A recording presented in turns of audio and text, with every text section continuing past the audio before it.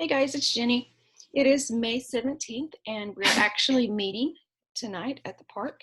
But for those of you who aren't going to be able to make it, I'm going to video this for you so you can have the lesson even though you may not be with us. So we are going to talk about a guy in the Bible, and his name is Abijah. And all right, so have you ever been outnumbered? I'm sure that you have. It doesn't matter if you are a small child, if you are a teenager, if you are an adult, there will be times in your life where you are outnumbered. So I want to talk about this king. His name was Abijah. And in order to talk about him, I need to give you a brief history about Israel. So King David and Solomon ruled over this entire area, and they called it Israel. These were where the Israelites found their promised land after they escaped from the Egyptians, after they wandered in the wilderness for 40 years. This is where they came to rest. These are the 12 tribes that had landed in this area. Well, after King Solomon died, his son Rehoboam was not as good of a ruler as his ancestors, and he made some mistakes, and he ended up losing half of Israel. So then this blue part up at the top, the northern kingdom, became known as Israel, and then the bottom part became known as Judah, and they were no longer friendly. The northern Israel was not ruled by good kings. They fell into sinful ways and they worshiped things that were not of our God. The kingdom of Judah had, in the following years, some kings who obeyed God and some kings who did not. But overall, they kind of swung in the direction of God. So this Abijah comes into rule. His dad dies and leaves Abijah into rule. And he's a young guy, and the northern Israel kingdom says, hey, you know what? There's more of us. We're meaner than they are. Let's go and defeat them and then make the nation whole again. They sent 800,000 troops from Israel into Judah. Judah, who was led by Abijah, only had 400,000 troops. So think about this. Israel had 800,000 troops. Judah, Abijah's territory, only had 4,000 troops. That's twice as many that Israel had than Judah. So logic would tell us that there's no chance that Abijah is going to be able to win this battle. While we talk about this, I have a couple of main points. The first main point is that logic does not always trump hope. In the Bible, in 2 Corinthians, it says, and this is Abijah talking, do you really think you can stand against the kingdom of the Lord that is led by the descendants of David?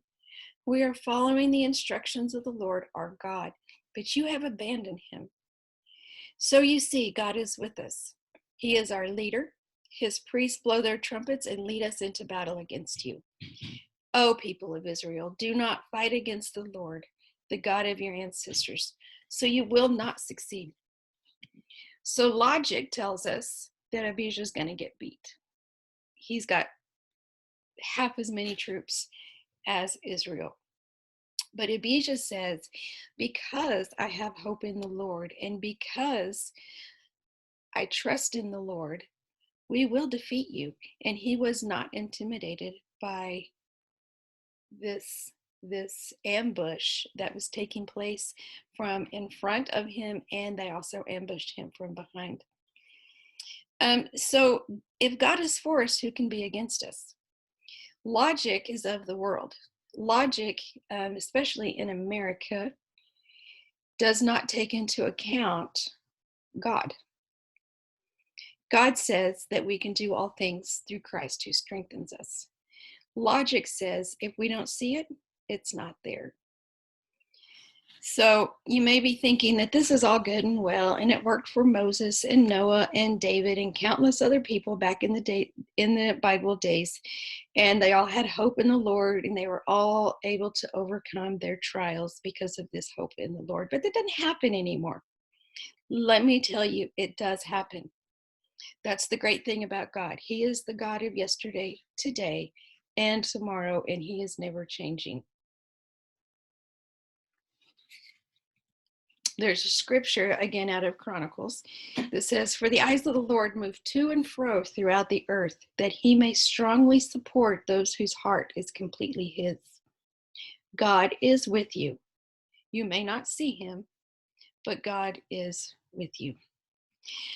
My second point is that there's two possible postures you can choose when you feel outnumbered.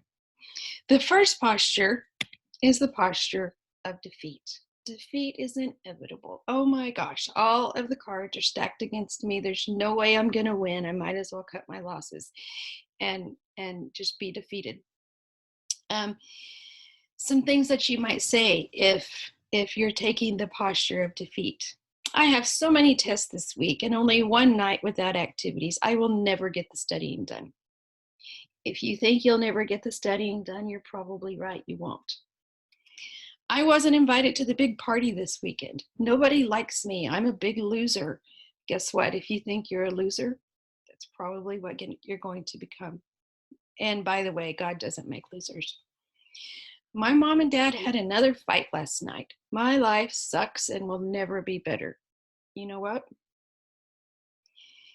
Your vision is very short term. Little trials won't last forever, and they will not have the final word. Or maybe Cindy Lou posted bad things about me on her Snapchat. She's trying to trash me. She's a witch, and she's ruined me forever. I am sorry to tell you, but nothing that's said over Snapchat is going to ruin you forever. Instead, you should try to have a posture of hope. So your enemy can be a person, it can be an overwhelming situation. For Abijah, it was actually another nation trying to defeat him. But the posture of hope says, you know, it's okay if I don't do all the activities that I have this week. I need to get that studying done, and you know what? There'll be plenty of time for activities later. Or, oh, I wasn't invited to the big party this weekend and my feelings are hurt. You know what? I'm not going to stay home. I'm not going to feel sorry for myself. Instead, I'm going to invite Joe Bob to the movies. And you know what? I may be better off this way anyway, because if I go to that party, there's going to be a lot of opportunities for trouble. Or maybe if your parents are fighting, you see that all you can do is pray and talk to your parents when the fighting is over. These are all attitudes of hope, that God's will eventually be done. Maybe you're being trashed on Snapchat again. You might tell yourself, I wonder what's going on in that person's life, that she feels so low about herself that she needs to trash others in order to feel better. Actually, if you have the posture of hope, you would pray for this person who's trying to trash you on Snapchat, and then go talk to her and see what's really wrong. Don't be anxious about anything. The Bible clearly says not to be anxious about anything. In all things, God's will be done for those who rely on Him. So my third point has to do with the soda can. How do you maintain a posture of hope? So imagine for a second in your mind shaking up a can of soda. Doesn't matter what kind of soda it is. And imagine this is life. Okay, things are pressures building, you're being shaken. you're starting to turn rigid, and there's just so much pressure that you're about to burst. Now, we've all opened a Coke or a soda and had it explode on us. There is something that you can do to keep that soda can from exploding. Scientifically, if you tap on the side of the soda can, all of those bubbles that have accumulated on the edges of the soda can on the inside will be dislodged and the pressure will be reduced. If you tap on that can enough, all of that pressure will decrease and you'll be able to pop that can without any major explosion taking place. So that's an acronym, TAP. When you find yourself outnumbered and you choose to take a posture of hope, you need to tap on that can. You need to be thankful for what you do have.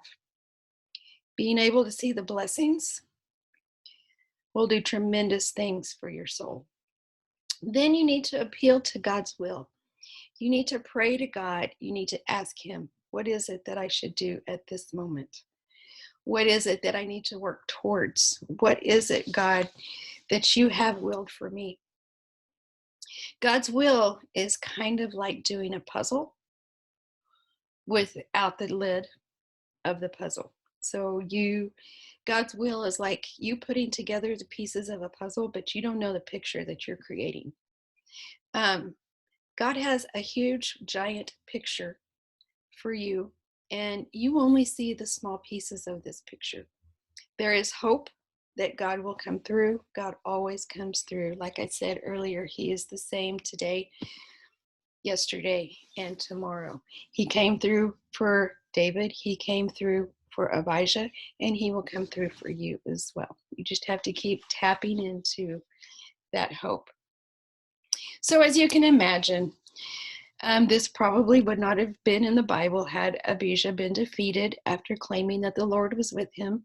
So against the odds, being outnumbered, Judah and Abijah wins this battle, and life goes on for all involved. So what? Now what? So let me just reiterate one last time that there are 3 major points that I want you to be familiar with here. The first one, logic is of this world, and hope, and hope is from God. So when you think you're defeated because you're outnumbered, that's logic. That's not using the hope in the Lord. You need to carry a posture of hope in the Lord. When you talk self-defeating, you are self-defeating yourself. What you carry in your mind will happen is probably most likely to happen. Follow the Lord, and the Lord will bring you peace. And finally, in order to carry this posture of hope, you need to tap into God's will for you. You need to thank Him on a regular basis. You need to appeal to His will for you, and you need to pray. You need to pray regularly. Tapping on that soda can once isn't going to release that pressure. Shaking on that soda can repeatedly is going to repeat that pressure. So as I leave you today, I pray that you take this knowledge and you apply it to your world.